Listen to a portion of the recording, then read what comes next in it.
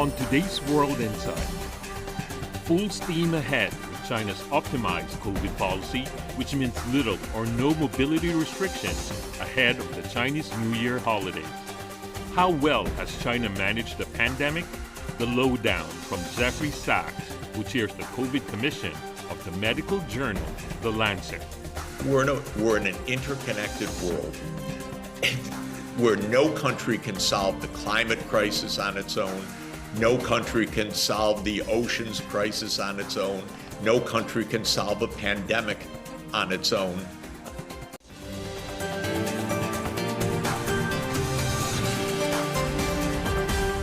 Here is our host, Tian Wei. Hello and welcome to World Insight with me, Tian Wei. This is our special program, Moving Forward. Having officially been declared as a pandemic by the World Health Organization at the start of 2020, 2023 marks the fourth year that COVID has upended societies. Since the outbreak of the pandemic, COVID has had a number of major variants, including Alpha, Beta, Delta, and Omicron. And nations have gone through different phases of opening, reopening, and returning to normalcy. Meanwhile, China recently has optimized its COVID policy.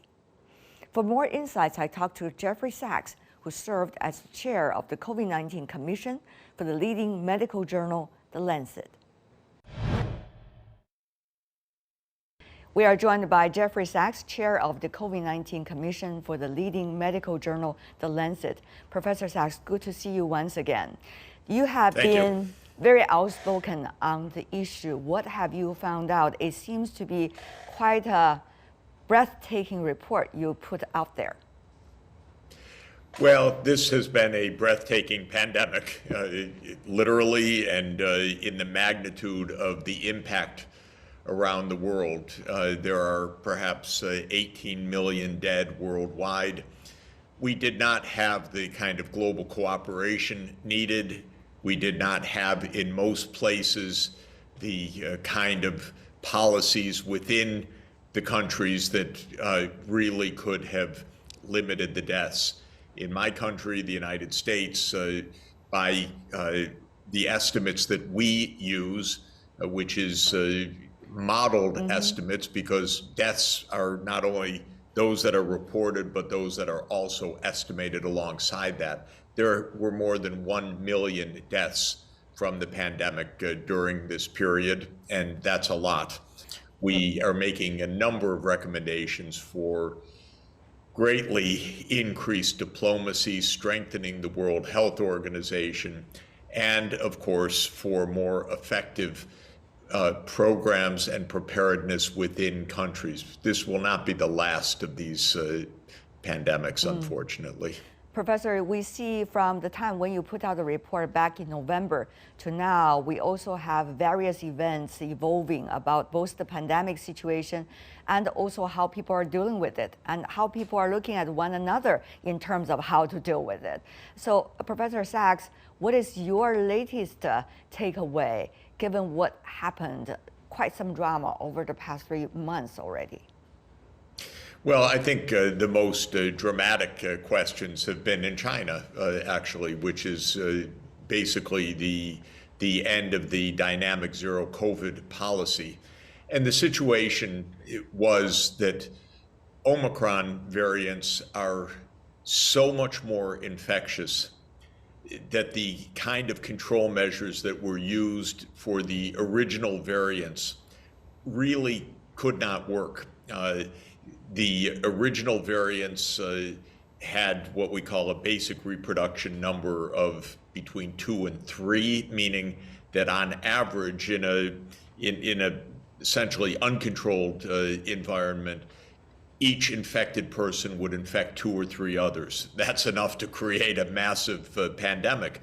But the Omicron is much higher than that. The good news is 2 points. One, by the time of Omicron in China and in much, though not all of the world, the vaccination rates were already very, very high. So this is extremely important. That's actually the key point of a zero COVID policy. Give time for vaccination coverage and improved drugs and improved treatment to be able to be put in place.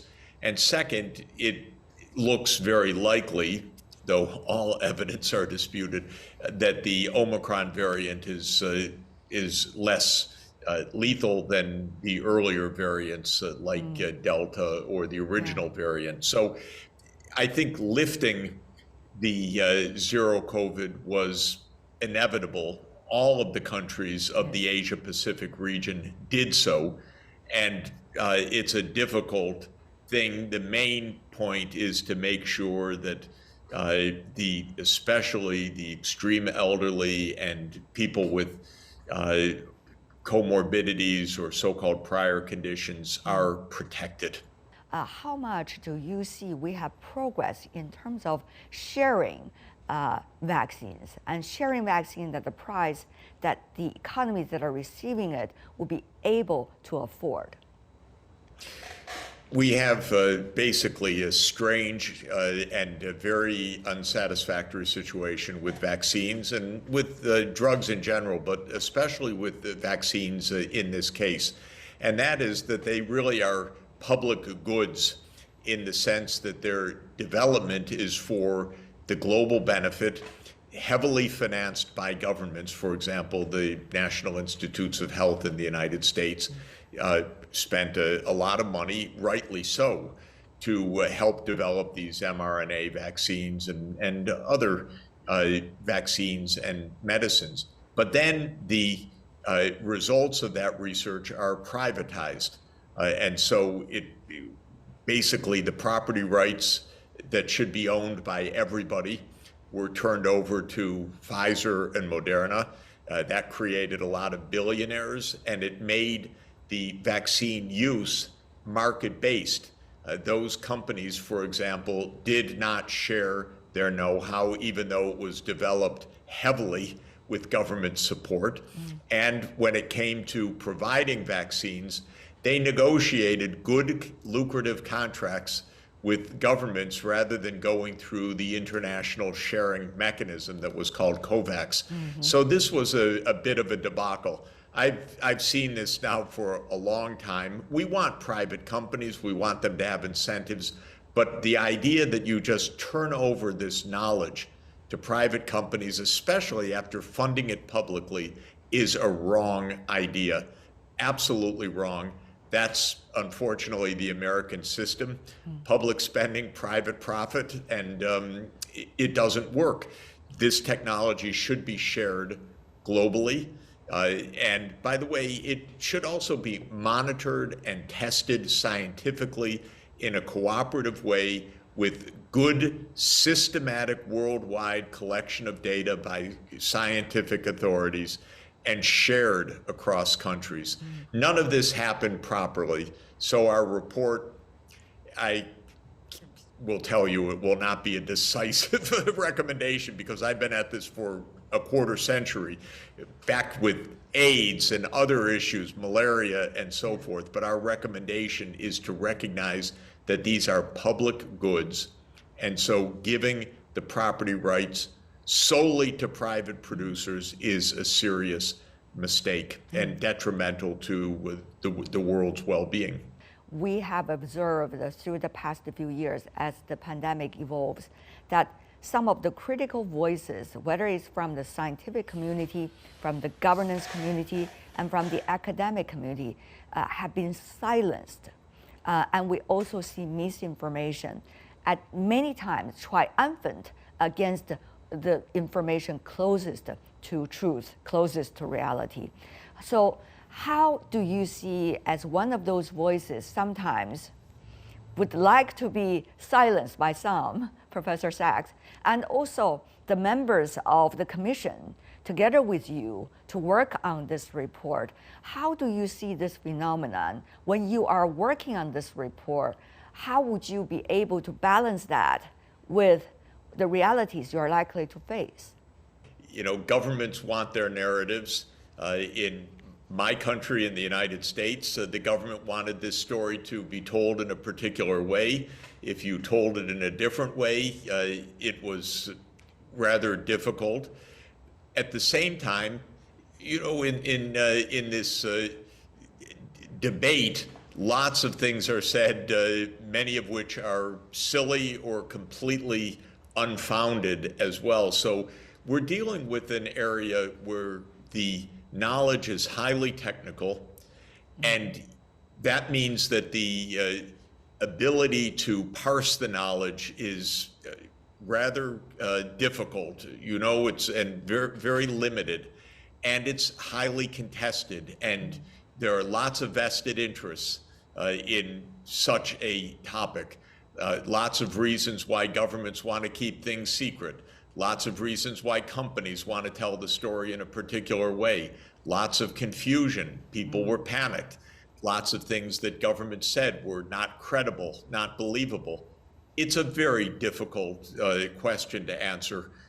My role as an academic, as a scholar, is to try to be as accurate and clear as possible. By the way, in an uncertain environment, so it's possible to make absolutely legitimate, honest mistakes because the information is constantly changing as we learn more.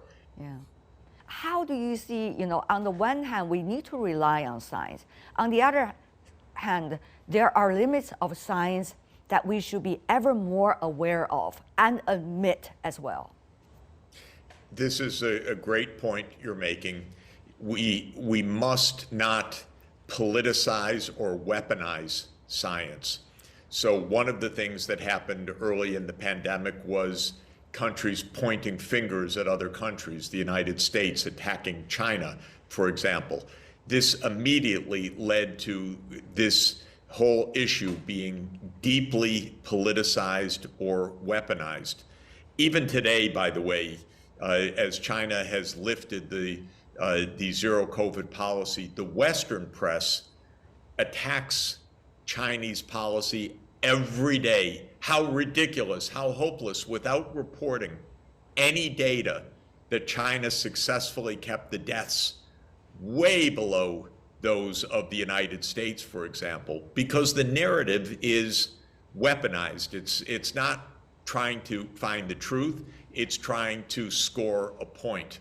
And with the science, one of the things that we saw, which is just terrible, is that since science is supported by governments and governments have political agendas, that also means that the scientific discussion itself is politicized, not initially by the scientists, but by the government agencies that actually drive this. So I've been very unhappy in the United States with how the National Institutes of Health, which is a wonderful scientific body, politicized this issue in many ways. It did not tell the story of what we knew, what we didn't know, for example, about the origins, about research that had been supported by NIH, things that we need to know about. These things were not told properly. As you mentioned, there is a long, quote-unquote, supply chain on this. All the things related to the pandemic, the vaccines, the special treatment, and also the scientists, the politicians, and the list goes on, the businesses as well. But what would make all the stakeholders be able to walk in the right path? Do we lack of a governance system? Do we lack of a mechanism which everybody's enthusiasm to support how we human beings can successfully deal with the pandemic can be nurtured? We did create institutions starting in 1948, the World Health Organization, and even we had early on in this pandemic an interesting institution called COVAX, which was to help poor countries get vaccines. We also have CEPI, Gavi, WHO involved, UNICEF involved. All of these are very outstanding organizations trying to make it possible to vaccines to everyone. Precisely. And these institutions did not work very well in this pandemic. Better that they existed than not, but they did not function well. And so we need to take lessons, and that's what the Lancet COVID-19 Commission report talks about. In my view, intrinsically in a pandemic, we have a global scale problem. Intrinsically, we need global scale cooperation. We face two fundamental institutional problems. One is that governments are not global, they're national, sometimes even local. And second, companies are global but profit-seeking, self-interested. And so these mechanisms are not suitable for a pandemic emergency. And often in our science fiction movies, we see the world comes together when we have an alien invasion of Earth, and then suddenly humanity understands, oh, we're all in this together. US, China, Russia, everybody cooperating. That's what it is in the movies. Well, a pandemic is like that too. We faced a common pathogen. We should have been cooperating actively. I repeatedly beseeched US officials, speak with your Chinese counterparts, speak with your Russian counterparts. They basically did not do it. And this is, by the way, not only in the pandemic issue, it's in other issues that you and I have spoken about in the past. We need absolutely open dialogue on an ongoing basis for transboundary or international issues. WHO is the organization created for this purpose. It's only as strong as the leading countries allow it to be. You know, in the first year of the pandemic, Trump took the United States out of WHO. It's almost worse than a comic book that in the middle of a pandemic, one of the major countries leaves WHO. This is absolutely unacceptable. And we need to take a lesson from this because there will be more crises, how to foster actual cooperation among professionals and among experts to let them do their job. They cannot be national politicians because national politicians have a national constituency. We need global citizens operating in global institutions to help get this done. And without the self-interest of power and money, it's tricky, but it's not impossible. And we have gone part way to making those solutions, but we found that they were weak compared to the national and financial interests. Professor, as you know, years and probably decades before this pandemic, if you look at even the Hollywood movies, you've already noticed there are movies that are exactly describing what it means to face up to a pandemic, what people need to do, what might be the pitfalls in a pandemic, governance, vaccines, shares of resources, and the list goes on, and what needs exactly to be done. But even the movies we haven't watched carefully, we ignore them as if they are not the popular ones. We just ignore them compared to the other blockbusters. So I don't want to question the human nature, but I do want to ask you, Professor, are you optimistic about human race, human being, or are you pessimistic, since you have seen quite some ups and downs in your professional career? Well, we have no room to allow pessimism to determine our actions. The whole point is the future is always in our hands. We have choices to make. And so this isn't really a game of making predictions. It's a game of figuring out what to do. And as you say, there are lots of things known about what to do. We have to draw some lessons, and that's why I was very pleased to lead this commission for 2 years, because I want to make a record to learn some lessons. And I think these lessons are quite general right now, because we face so many transboundary issues. We're in an interconnected world. where no country can solve the climate crisis on its own.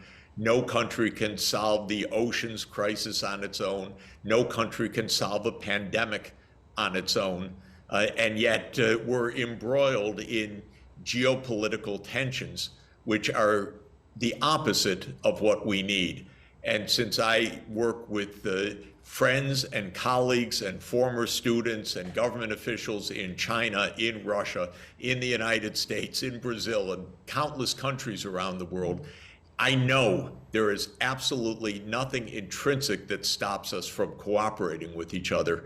We're failing to do it because the mindsets remain very local, even when we are facing global crises. So it is really getting that global mindset in place, helping people to understand that we're all in this, we're all in this together. That is really the key, and that's what I'm trying to do day in, day out. I would love to learn as to how you pick yourself up at a time when the hope is quite dim.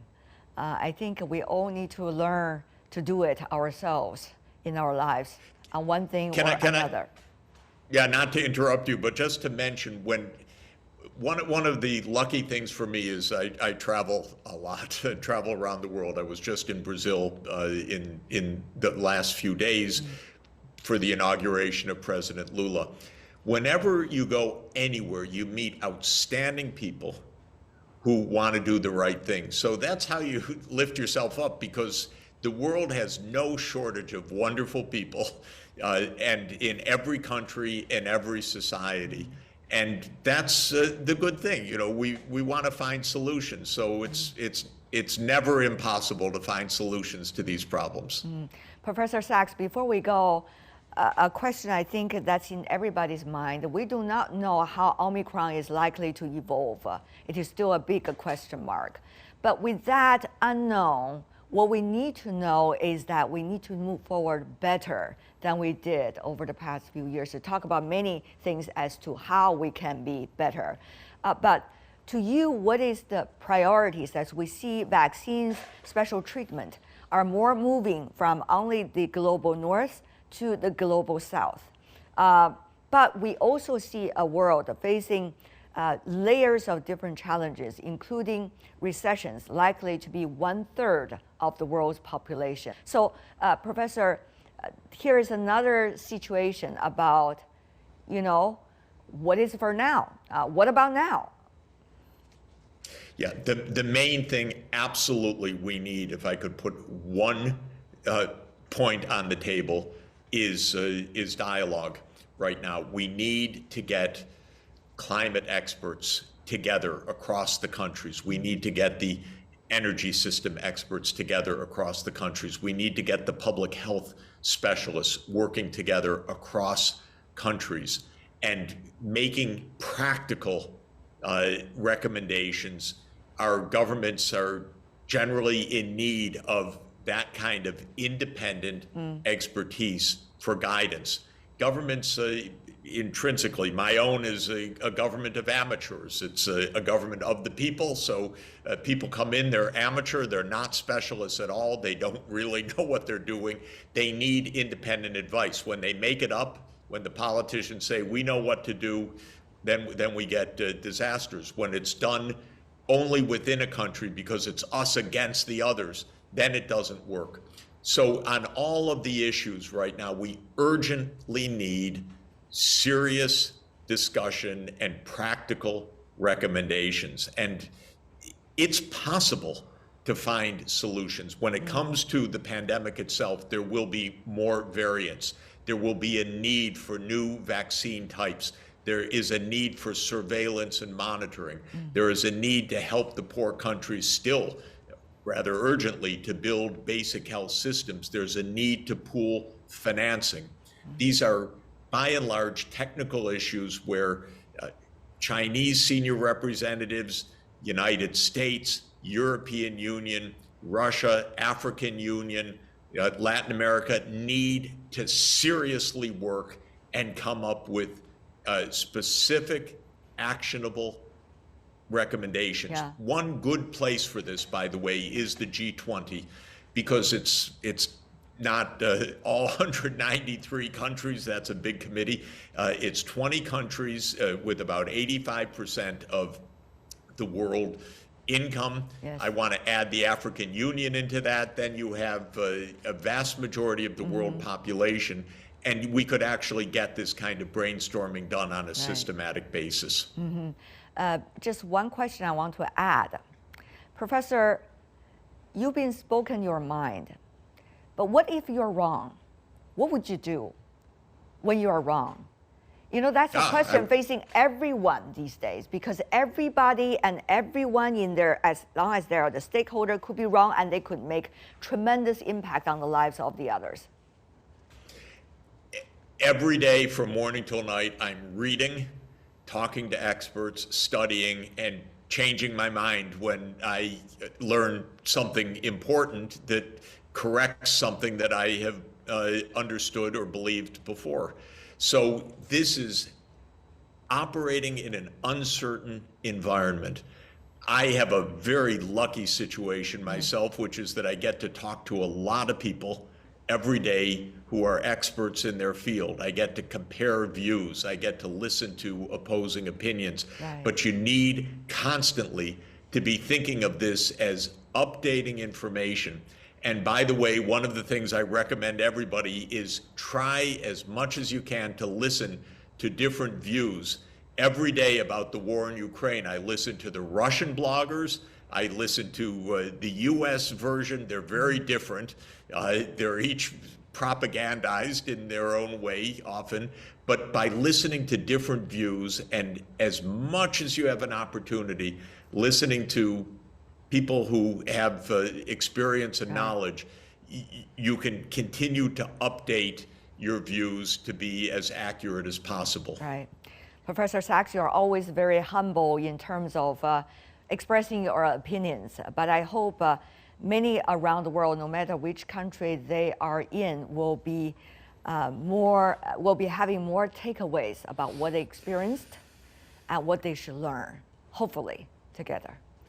Jeffrey Sachs. Let's hope for the new year. Thank you. Thank you, as always. That was my conversation with Jeffrey Sachs, the chair of the COVID-19 Commission for the leading medical journal, The Lancet. That's all the time for today. If you'd like to know more, search World Insight. Check out our YouTube channel. Follow us on Twitter and Facebook. I'm Tian Wei on behalf of the team. Thanks for being with us.